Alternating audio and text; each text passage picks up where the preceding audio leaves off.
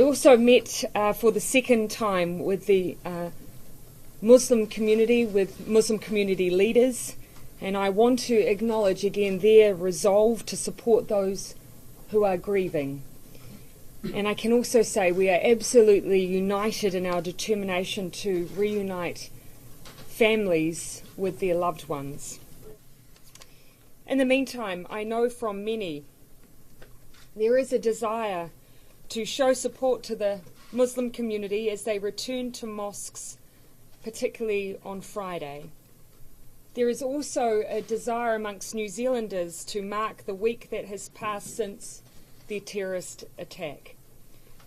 To acknowledge this, there will be a 2-minute silence on Friday.